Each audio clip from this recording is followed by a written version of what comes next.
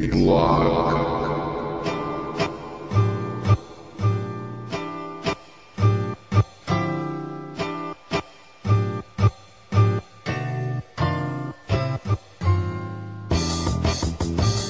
It's Mary Anne Hobbes, you're listening to the Breezeblock on Radio 1, and I'm absolutely thrilled to bits to be able to tell you that literally just across the desk from me is a man that we have known, we have cherished for, many, many moons on this programme, practically since the dawn of time.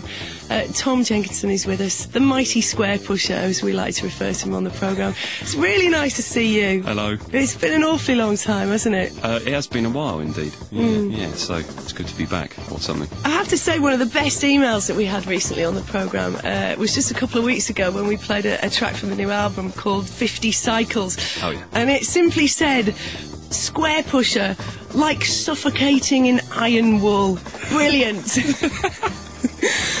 Now that's pretty good actually. I mean, I would have sort of thought possibly that was not a particularly pleasant experience to undergo, but like certainly a novel one, which is part of the name of the game, I suppose. So yeah, excellent. Iron wool. I try and avoid it personally, but not necessarily recommended by the authority on the subject. All right, this is the first thing that I wanted to talk to you about. The new album, Ultra Visitor. The listeners obviously very familiar with it. You yourself have said it's your spectacle of terror and beauty. Okay. And it's unknowable and will never be understood by anybody, least of all its creator.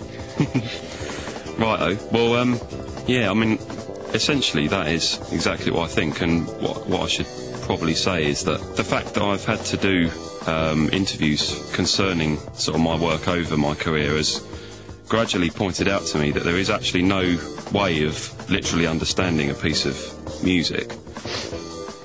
And in that sense, I've always sort of found myself on the back heel trying to sort of field questions as opposed to answering them, because I'm not actually really sure ultimately what to say about a piece of music which has been created in essentially a state of mind which isn't being governed by rational processes. In the process of composition, I think certainly what happens when I make music is that I give myself over to a process which, although I don't want to romanticise it, I would say that it is definitely a different process to, say, the state of mind that you're in when you conduct a normal conversation, or if you were to be writing something, or kind of, I don't know, trying to understand a sort of a problem of mathematics or logic or something. It's actually a process which seems to require a separate state of mind, shall we say.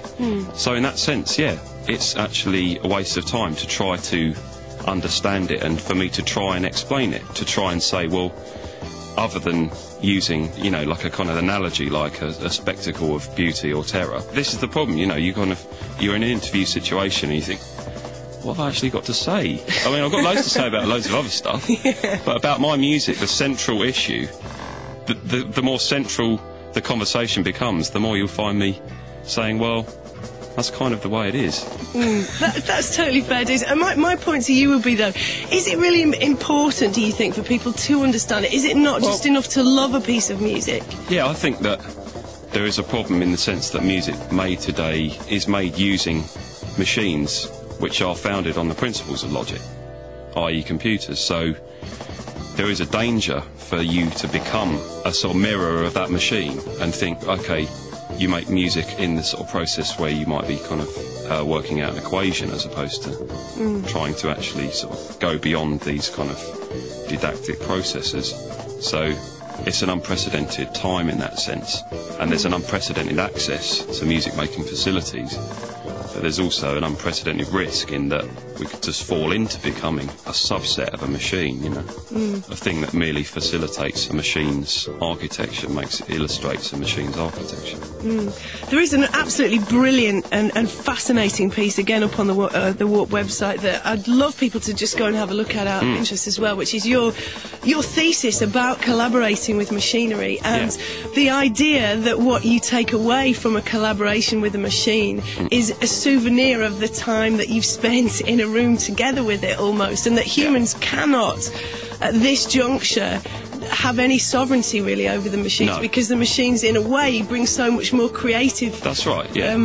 power to a table these days. That's what, yeah, I would say that the machines have come along and they rid us of certain problems, like having the actual manual facility to be able to play an instrument, but they also sort of bring other problems. And I wouldn't say they're necessarily problems, but I would say to sort of make music with a machine, that you have to submit to it in a certain sense.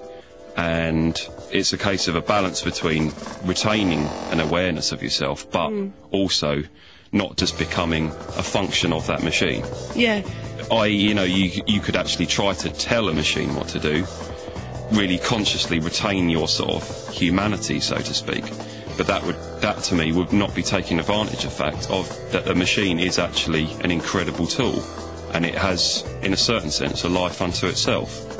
I think it's much more a case of not either telling it what to do or submitting it to telling you what to do, but to sort of forming some sort of balance with the machine, and then something new comes of that. I think it's a really fascinating topic, really, because in a way, it's an age-old argument that the likes of the crusty old 80s rock bands might have used. Whitesnake might turn around and say, well, you tossers who work with computers, that's not real music, Completely. But the way that you've couched it in an intellectual format on the website is really fascinating, and for you as the author of the piece to actually concede that is it's really quite new, isn't it? Well, I mean, I have to say that my thoughts on the subject are based upon the fact that I probably would have fallen into that bracket. My association with music is couched in that, being a player, so to speak.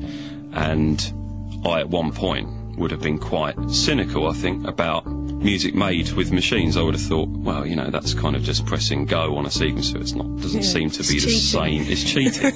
But my opinions have, and it's presumably quite apparent to anyone who's actually listened to my music that my association with machines is no sort of superficial one. I probably know more about the machines that I used to make music than the people who actually produce the machines themselves, and that is not an exaggeration.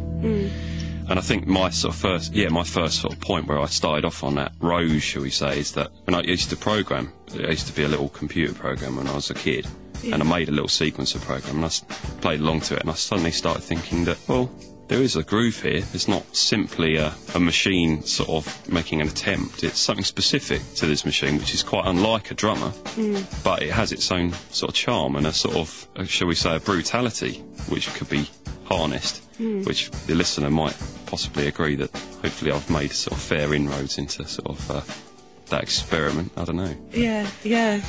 All this stuff, like I say, www.walkrecords.com if you want to read it in its pure form. Absolutely. It's fascinating stuff. It really, really is. There's some absolutely awesome perspectives up there. The other thing I really wanted to talk to you about is the tour. Okay. You're going out with Jamie Little and Sinfonietta. Yeah.